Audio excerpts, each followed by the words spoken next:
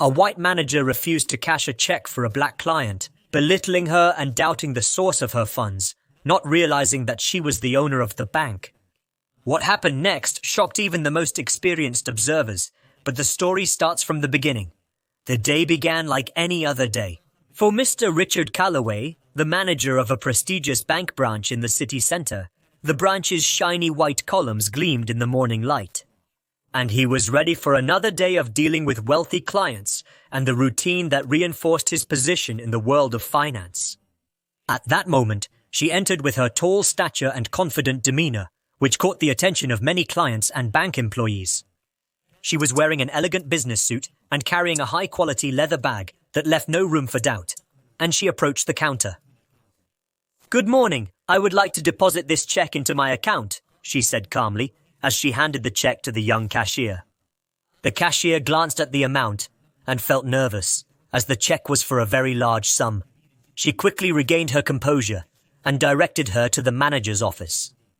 "Ma'am, this is a large amount. We will need to speak with the manager," the cashier whispered to her. The woman nodded. Her facial expression remained steady. Then she headed toward Mr. Calloway's office. "There is a client carrying a check for a large amount," the cashier informed him.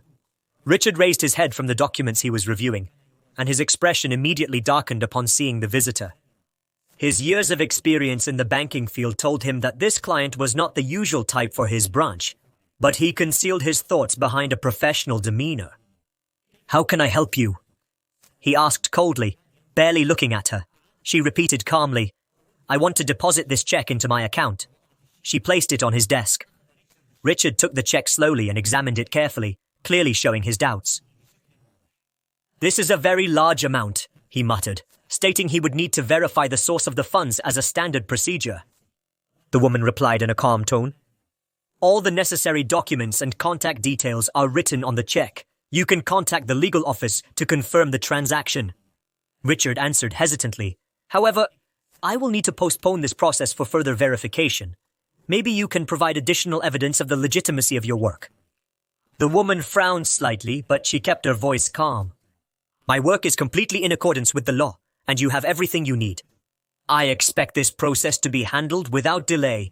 I am the one who decides how and when transactions are done here," replied Richard in a slightly raised voice, which drew the attention of the employees who began to watch the situation from their desks.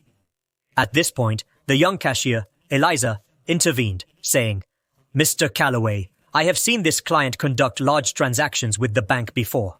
Her name is familiar to me. Eliza, are you exempt?" Richard said coldly, then turned to the client. He added, "If you want, you can file a complaint, but I have the right to verify any check I see." Suspicious, the woman sighed while maintaining her composure and said, "Fine then, I will need to contact the bank management. I think they will be interested to know how these investigations are being conducted." Richard continued checking the check, even though all the required documents were in front of him, and the tension in the office increased. She said to him, "I appreciate your concern for protocol, Mr. Calloway, but I doubt this delay is in line with the bank's internal standards." He answered her with increasing sharpness, "The problem is that amounts like yours are not usual for clients like you." She narrowed her eyes a little, without showing any obvious external reaction. Instead, she took out her phone and said, "If you are unable to complete this transaction, I will ask someone else to do it." Eliza noticed the situation escalating and tried once more to intervene calmly. She approached Richard and whispered, "Mr. Calloway, I am confident that her account is in good standing. This client is a major bank depositor and has done similar transactions before." Richard interrupted her sharply, saying, "Eliza, you have enough work to do. Get back to your job." Eliza's face turned red, and she cast a quick, apologetic glance at the client before stepping back. Meanwhile, the woman was speaking on the phone calmly and firmly. "Yes, please connect me to the leadership team. It's urgent. I have a problem processing a check at one of your branches. Thank you." Richard started to feel anxious, but he tried to remain calm and said, "No matter who you call, they'll tell you the same thing. The procedures require verification, and I can't change that." At that moment, the office door opened, and a stylish middle-aged woman entered. It was Jana Lees, the regional manager of the bank. Her face showed signs of both frustration and professional firmness. She said in a strong voice, "What is happening here?" As she scanned the place with her gaze, Richard stammered, saying, "Jan, I wasn't expecting your arrival. We're just conducting a routine check on a major transaction." Jan interrupted him sharply, then turned to the client, and her features immediately softened. Anissa Brooks said, "I'm sorry. I didn't know you were here. Is there a problem?" The client looked at Richard, then turned back to Jan, speaking in a steady tone, but her words carried clear implications. "It seems that Mr. Colway thinks that Shecky needs special scrutiny. Apparently his problems aren't about the amount, but about something else." Jan narrowed her eyes clearly as she grasped the implication, and said in a cold tone, "Richard, do you understand who our clients are?" He said nervously, "Of course, trying to keep his composure. I just wanted to make sure of everything." Jan interrupted sharply, "That's enough. Anissa Brooks, your transaction will be processed immediately. Please wait in the hall and I will personally oversee it." The client left the office, but she cast a glance at Richard, making him realize that the matter would not end here. As soon as she left, Richard tried to justify himself, saying, "Jan, I was just..." But she cut him off by raising her hand, saying sadly, "You made a terrible mistake, and there will be consequences." Jan went with the client, Mrs. Brooks, to the meeting room, where she sincerely apologized and offered her a glass of water. Meanwhile, Richard sat alone in his office, feeling cold sweat trickle down his back. He realized he had made a huge mistake, but he knew it was too late to turn back. After a few minutes, Jan returned to Richard's office and said to him in a firm tone, "Richard, do you realize who you were just talking to?" Richard tried to answer calmly, "A client carrying a suspicious check. Shouldn't I verify the large amounts?" Jan smiled sarcastically and said, "Suspicious? The check is from her personal bank account. And now let me ask you, why did you think verification was necessary? Is this a standard procedure for all clients, or did you follow a special approach?" Richard tried to justify himself, saying it was about security and protocols, but Jan interrupted him. "Enough! You didn't even bother to look at her file." This lady, Cynthia Brooks, is the largest shareholder in the bank. She owns a controlling stake in the bank, and she can have you fired with a single phone call. Richard froze in place, and his face turned extremely pale. He stammered, "There must be a mistake. I didn't know." Jan replied sharply, "You should have known, and what's worse is that you let your biases affect your work, and that's unacceptable." In the meeting room, Cynthia was calmly reviewing the documents, but her sharp eyes showed how focused she was. She was interrupted by a knock on the door, and Eliza entered carrying a tray with a glass of water and a file. Eliza said gently, "Miss Brooks, I'm sorry to disturb you. I just wanted to thank you for your patience." Cynthia smiled and said, "Thank you, Eliza. I noticed your efforts to help, and that says a lot about you." After Eliza left, Cynthia took out her phone and called someone, saying, "Janet, this is Cynthia. I have a request. Gather the leadership team and schedule a meeting.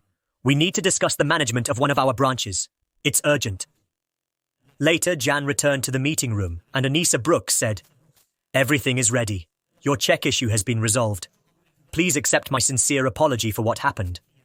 Cynthia stood up and gathered her documents, saying in a calm but firm tone, "You are not the one at fault, Jan, but I cannot allow such things to continue in my bank. We will have a serious conversation." Cynthia left the branch with confident steps, while the clients and employees watched her leave in silence. As for Richard, he stood by his office window, watching the decline of his professional career. The next day, Cynthia sat in the spacious meeting room at the bank's headquarters, surrounded by the senior management team, including Jan Elise, who seemed nervous, and Richard Calloway, who was trying to salvage what remained of his dignity. Cynthia began speaking calmly but with a firm tone. "What happened yesterday at your branch was not just a mistake. It is an indication of a deeper problem.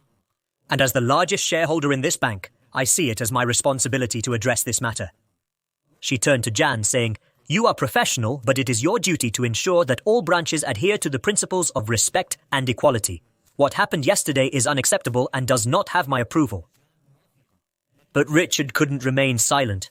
He tried to justify, saying, Anis Brock, let me explain. This was a drastic measure. I didn't mean to. Cynthia interrupted, saying, Richard, don't try to justify yourself. Your drastic measures were selective. You ignored my documents, relied on bias, and neglected your duties. This isn't about protocol, it's about your attitude. Cynthia addressed the team, saying, This bank depends on client trust. If we allow such incidents to persist, we'll lose that trust. Thus, I suggest concrete changes. She presented her documents to them and said, First, mandatory training for employees on the principles of inclusivity and cultural competence. Second, a review of all internal procedures to eliminate bias. Third, the establishment of an internal mechanism for complaints from clients and employees. At the end of the meeting, she turned to Richard and said, You know you can't stay in your position after what happened yesterday, don't you? Richard's face turned even more grim, but he didn't say anything. Did you continue? You will be given 2 options: resignation with a letter of recommendation or facing an internal investigation. I advise you to think carefully. Cynthia left the meeting feeling accomplished, but she knew the work was not over yet. Later that same day, she returned to the branch where the conflict had occurred. Eliza noticed her and approached cautiously, saying, Anissa Brooks, it's good to see you. Cynthia smiled and said, Eliza, I noticed your courage when you tried to intervene. That's a valuable trait. If you're interested in developing your career, get in touch with me. I think the bank needs employees like you. Eliza's cheeks turned red from unexpected embarrassment, while customers and employees watched Cynthia leave with her head held high.